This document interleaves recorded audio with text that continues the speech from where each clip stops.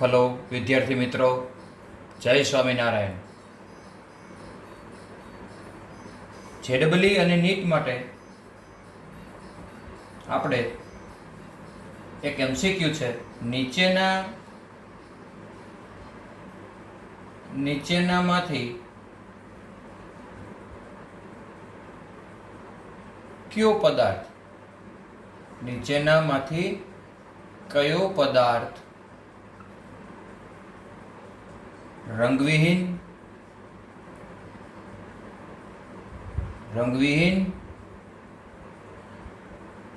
ઘન અને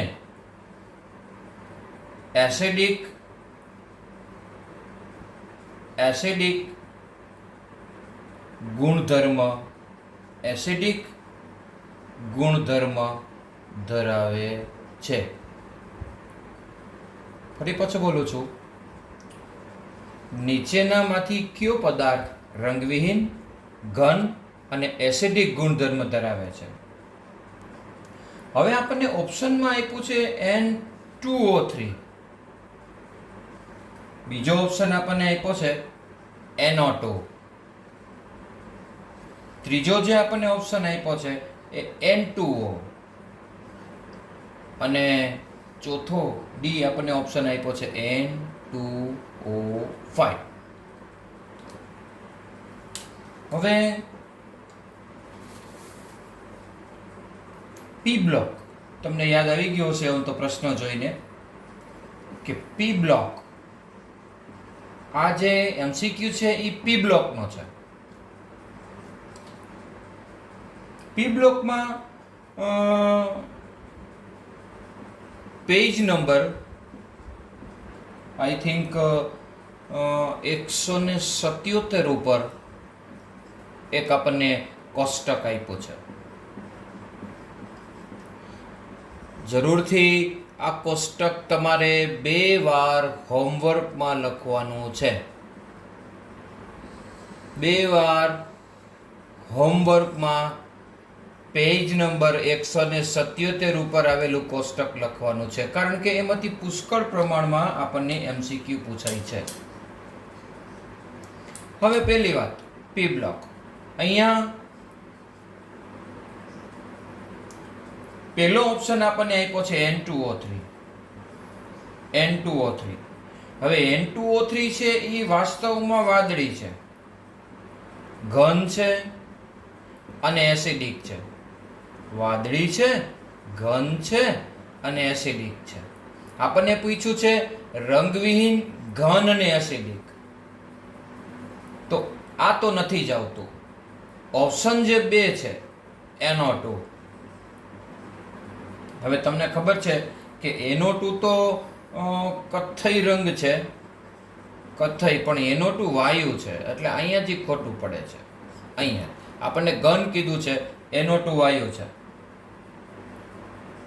તમને યાદ રહેવું જોઈએ આનો ગુણધર્મ એસિડિક છે. નંબર 3 NO2 પછી N2O. રંગવિહીન છે.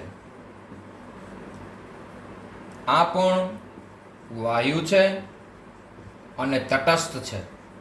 રંગવિહીન, વાયુ અને તટસ્થ છે. તો N2O5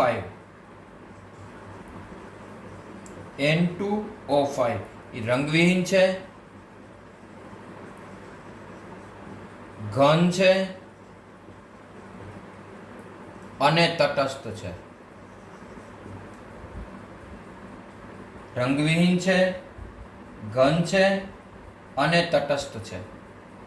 તો રંગવિહીન, ઘન અને એસિડિક. અહીંયા ઘણીવાર એસિડિક તરીકે વર્તે છે, ઘણીવાર એસિડિક તરીકે વર્તે છે.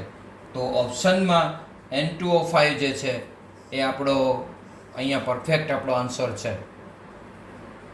અહીંયા તટસ્થ પણ છે અને એસિડિક તરીકે પણ વર્તે છે, એટલા માટે એ ઓપ્શનમાં આપણે લીધો છે. તો આ ક્વેશ્ચન આપણે ધ્યાનમાં રાખવા જેવો છે. એના પછીનો એક ક્વેશ્ચન છે અહીંયા હોમવર્ક યાદ રાખવાનું છે, છોકરાઓ ભૂલતા નહીં. એક કોષ્ટક છે પેજ નંબર 177 ઉપરનું, એ તમારે 2 વાર લખવાનું છે. હવે અહીંયા નીચેનામાંથી સૌથી પ્રબળ એસિડ કયો છે? નીચેનામાંથી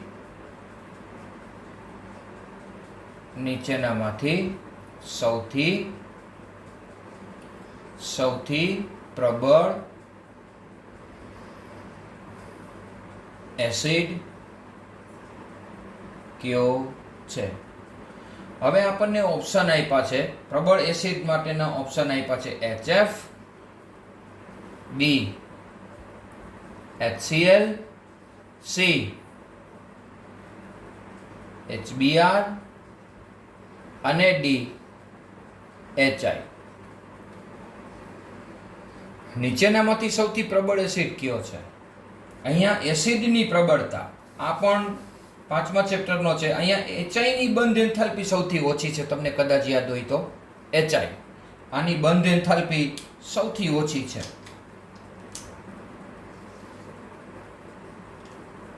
બંધ એન્થાલ્પી સૌથી ઓછી છે. બંધ એ ઝડપથી તૂટે છે, એસિડની પ્રબળતા વધે છે. પ્રબળતા અહીંયા હું પ્રબળતાના સંદર્ભમાં હું લખું તો HF કરતા HCl કરતા HBr અને HBr કરતા HI ની પ્રબળતા સૌથી વધારે હોય છે. આ પ્રબળતાનો ક્રમ આપણે યાદ રાખવા વિનંતી. તો અહીંયા આપણો જવાબ છે D HI. આના પછીનો એક આપણને ક્વેશ્ચન છે, આ પણ તમને યાદ આવી ગયો છે કે P વિભાગના તત્વોનો આખો ક્વેશ્ચન હતો. હવે નીચેનામાંથી સૌથી પ્રબળ એસિડ કયો છે? આ P બ્લોકનું હતું. એના પછી આપણે જે કંઈ ભણી રહ્યા છીએ એ છે, એક આપણને કોમ્પ્લિકેટેડ કોમ્પ્લેક્સ આપ્યો છે CO NH3 6 3+ માં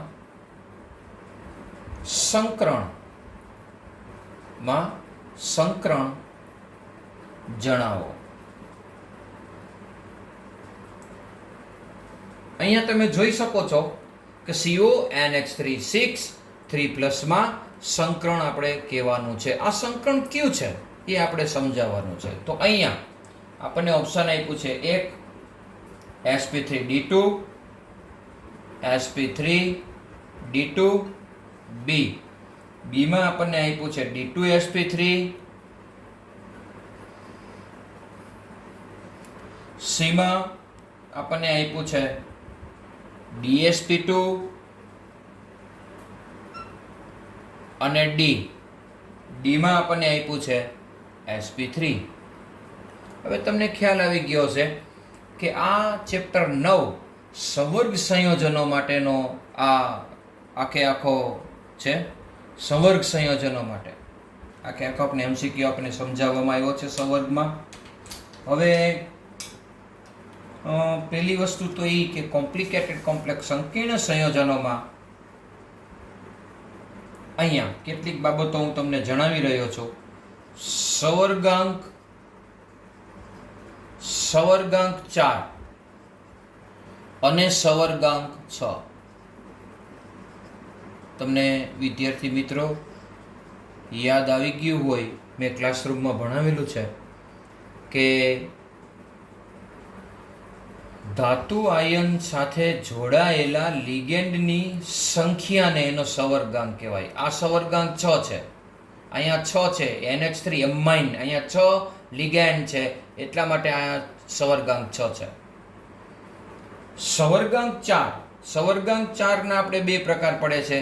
આપણે નીટ માટે જરૂર યાદ રાખશું. અહીંયા ઓમ તો તમે યાદ હોય તો ધારીએ તો આને 3 પ્રકારમાં આપણે વહેંચી શકીએ. એક છે D3S સંકરણ, બીજું અહીંયા જે સંકરણ છે એ sp3 સંકરણ છે, અને એના પછીનું સંકરણ છે એ dsp2 સંકરણ છે. અહીંયા દરેક જગ્યાએ સવર્ગાંક 4 આવે. આ 2 ને 1 3 ને 1 4 આ 3 ને 1 4, આ 3 ને 1 4. D3S નું તમને એક ઉદાહરણ ભણાવ્યું છે આપણે.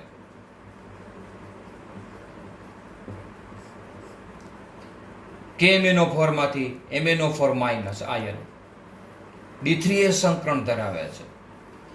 sp3 સંકરણ સમચતુષ્ફલકીય છે, અસમચતુષ્ફલકીય છે.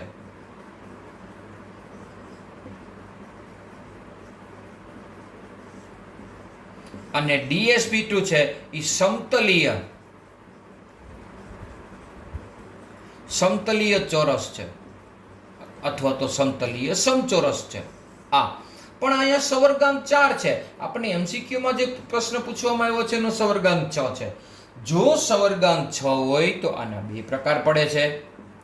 એમાંથી જે પહેલો પ્રકાર છે એ છે D2 sp3 અને બીજો પ્રકાર છે sp3 D2. બંને સંકીર્ણ સંયોજનોનો આકાર અષ્ટફલકીય છે. આનો આકાર પણ અષ્ટફલકીય છે, તેનો આકાર પણ અષ્ટફલકીય છે. બંનેમાં ફેર શું છે? આમાં 3D કક્ષક સંકરણમાં ભાગ લે છે, જ્યારે આમાં 4D કક્ષક સંકરણમાં ભાગ લે છે. શરૂઆતની 3D કક્ષક જો સંકરણમાં ભાગ લેતી હોય, પ્રબળ લિગેન્ડ હોય એ જ હંમેશા ઇલેક્ટ્રોનની ફેરગોઠવણી કરે. નિર્બળ લિગેન્ડ હોય એ ઇલેક્ટ્રોનની ફેરગોઠવણી શક્ય બનાવતી નથી. અને એટલા માટે એ અહીંયા આગળના જે ડી કક્ષકો 3D કક્ષકોમાં રહેલા અયુગ્મિત ઇલેક્ટ્રોનને યુગ્મિત અથવા તો પેર બનાવતી નથી, અથવા તો એની ફેરગોઠવણી કરતી નથી, એ સંકરણમાં જ ભાગ નથી લેતી. એટલા માટે 4s 4p અને 4d કક્ષકો સંકરણમાં ભાગ લે છે. અહીંયા 3D કક્ષક સંકરણમાં ભાગ લે છે, કારણ કે પ્રબળ લિગેન્ડ હોય. જો પ્રબળ લિગેન્ડ હોય તો એ ઇલેક્ટ્રોનની ફેરગોઠવણી કરે. અહીંયા યાદ રાખવા જેવી બાબતો છે. પ્રબળ લિગેન્ડ તમને યાદ હોય તો મેં ક્લાસરૂમમાં ભણાવેલું છે. સાઇનો કે પછી કોબાલ્ટ, અને કાર્બોનિલ કહેવાય. શું કહેવાય? કાર્બોનિલ છે. આ સાઇનો આયન છે, આ પ્રબળ લિગેન્ડ છે. નિર્બળ લિગેન્ડના ઉદાહરણમાં આપણે જઈએ તો ક્લોરાઇડો, ફ્લોરાઇડો, બ્રોમાઇડો. અહીંયા આપણે હાઇડ્રો લઈએ છો તો હાઇડ્રોક્સી લઈએ, અને એમાઇન H2O ઘણીવાર આમ વર્તે છે. પણ અહીંયા આ બધા નિર્બળ છે, આ પ્રબળ છે. પ્રબળ લિગેન્ડ છે, પ્રબળ લિગેન્ડ. ઓલા નિર્બળ લિગેન્ડ છે, આ પ્રબળ લિગેન્ડ છે. તો અહીંયા NH3 પ્રબળ લિગેન્ડ છે. આ NH3 છે એ પ્રબળ લિગેન્ડ છે, અને પ્રબળ લિગેન્ડ હોય એટલે ઇલેક્ટ્રોનની ફેરગોઠવણી કરે, ને ઇલેક્ટ્રોનની ફેરગોઠવણી કરે એટલે D2sp3 સંકરણ આવે. તો અહીંયા આપણો જે જવાબ છે એ કયો જવાબ છે? D2sp3 સંકરણ. તો આ જે છે એ ચેપ્ટર 9 નો ક્વેશ્ચન હતો. હવે આપણે એક ક્વેશ્ચન ભણી રહ્યા છીએ. ફરી પાછો જે MCQ આપણે ભણી રહ્યા છીએ એ છે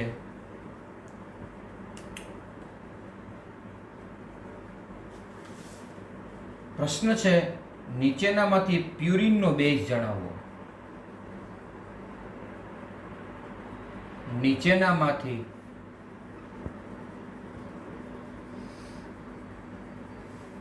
પ્યુરિનનો બેઝ જણાવો. હવે નીચેનામાંથી પ્યુરિનનો બેઝ જણાવો. ઓપ્શન આપણને આપ્યા છે એ થાયમિન, બી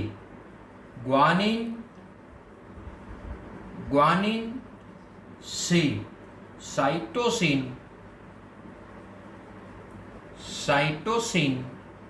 અને ડી યુરેસિલ.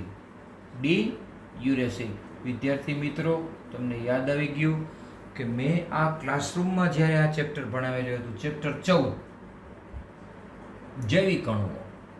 બાયોલોજીના સ્ટુડન્ટને તો આ તરત આવડી જ જાય એવો ક્વેશ્ચન છે. નીચેનામાંથી પ્યુરિન ન્યુક્લિક એસિડનું બંધારણ મુખ્યત્વે 3 વિભાગથી શક્ય બને. પહેલામાં કેટલીક શર્કરાઓ છે, રિબોઝ છે, ડીઓક્સી રિબોઝ છે. બીજો જે ભાગ છે એની અંદર વિષમ ચક્રીય બેઝ છે. અને ત્રીજો જે એનો ભાગ છે એમાં ફોસ્ફેટની કેટલીક શૃંખલાઓ ફોસ્ફેટ આયન છે. તો અહીંયા જે બીજો ભાગ છે ન્યુક્લિક એસિડની બનાવટમાં ઉપયોગમાં લેવાતો જે બીજો ભાગ છે એમાં તમને યાદ હોય તો પ્યુરિન,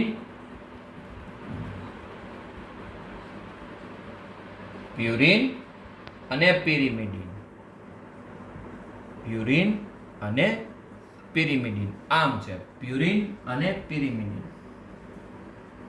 હવે અહીંયા જો આપણે જોઈએ પ્યુરિન છે એ ઓમ જોઈએ તો દ્વિચક્રીય છે. પ્યુરિન છે એ કેવું છે છોકરાઓ? દ્વિચક્રીય છે.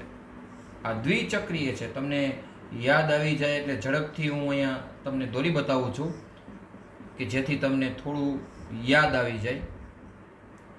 આ દ્વિચક્રીય છે આવી રીતે.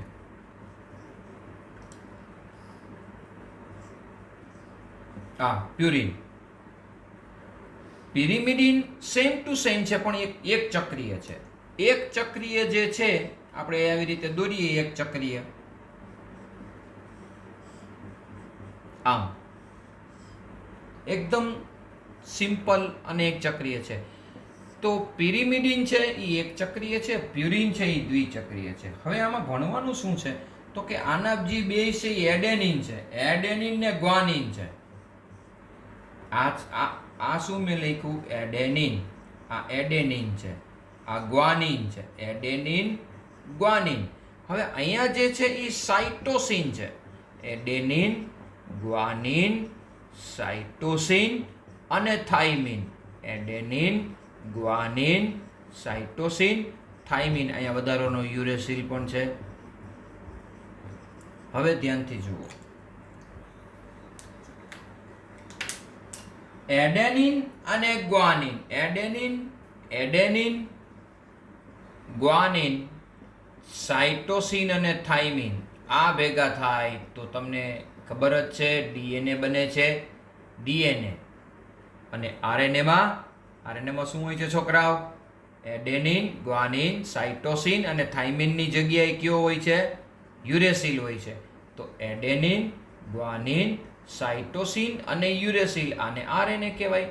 હવે આપણો ક્વેશ્ચન જે છે એ નીચેનામાંથી પ્યુરિનનો બેઝ જણાવો. આ પ્યુરિન છે.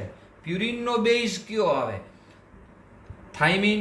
તો કે ના, થાઇમિન તો પિરિમિડિનનો છે. Guanine, guanine.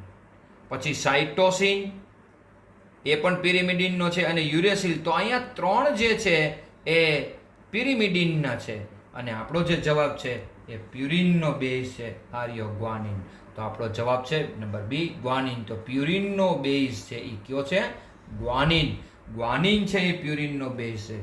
તો અહીંયા યાદ રાખવા જેવી બાબતો કઈ છે તો કે નીચેનામાંથી પ્યુરિનનો બેઝ જણાવો. તો અહીંયા પ્યુરિન અને પિરિમિડિનના બેઝ તમારે ખાસ યાદ રાખવાના છે. આ તમને યાદ હોય તો ન્યુક્લિક એસિડનો બીજો ભાગ છે. ત્રીજા ભાગમાં ફોસ્ફેટ આવે છે અને પ્રથમમાં રિબોઝ અને ડીઓક્સી રિબોઝ આવે છે. તો અહીંયા વિદ્યાર્થી મિત્રો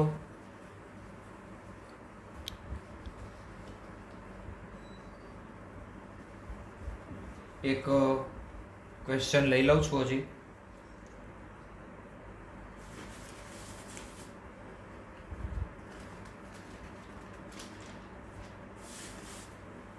તમને યાદ હોય તો જ્યારે આપણને કોઈ પ્રશ્ન પૂછવામાં આવે છે તો આ બધી બાબતો અહીંયા યાદ રાખવા જેવી છે. તો એક હોમવર્ક વિડીયો હું પૂરો કરું મારો આજનો એ પહેલાં તમને હું કેટલોક હોમવર્ક આપી દઉં છું. તમને યાદ હોય તો પેજ નંબર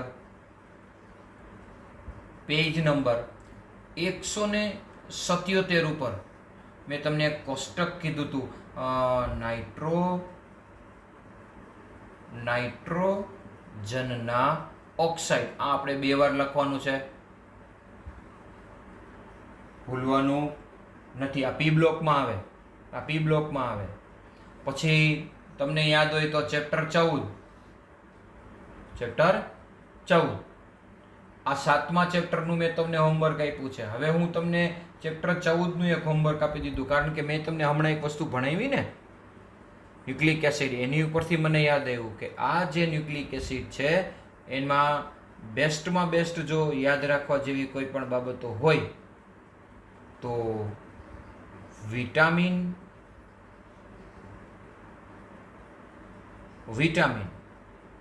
વિટામિનના નામ, સંજ્ઞા તમને યાદ આવી ગયો છે, અંગ્રેજી નામ, ઓલો કોષ્ટક નથી, કોષ્ટકની વાત કરું છું, આપણા ચેપ્ટરમાં જે કોષ્ટક છે એ કોષ્ટકની વાત કરું છું. તો વિટામિનના નામ, એના અંગ્રેજી નામ, એની સંજ્ઞા, એના પ્રાપ્તિ સ્ત્રોત અને તેની ઉણપથી થતા રોગો ખાસ યાદ રાખવા. આમાંથી એક MCQ હોય છે અને હોય જ છે. તો આ કોષ્ટક તમારે મને એકવાર લખીને બતાવવાનું છે અને આ જે કોષ્ટક છે એ તમારે 2 વાર લખવાનું છે. તો આજનો વિડીયો લેક્ચર હું પૂરું કરું એ પહેલાં તમારે યાદ રાખવાનું છે. આ 3 વસ્તુ 2 વાર તમારે નાઇટ્રોજનના ઓક્સાઇડનું એક કોષ્ટક લખીને બતાવવાનું છે અને એકવાર યાદ રહી ગયું ને, વિટામિન એટલે શું, તેના પ્રાપ્તિ સ્ત્રોત અને તેના ઉણપથી થતા રોગો. આપણે આ કોષ્ટક એકવાર લખવાનું છે, આ કોષ્ટક 2 વાર લખવાનું છે. બરાબર છે? જય સ્વામિનારાયણ.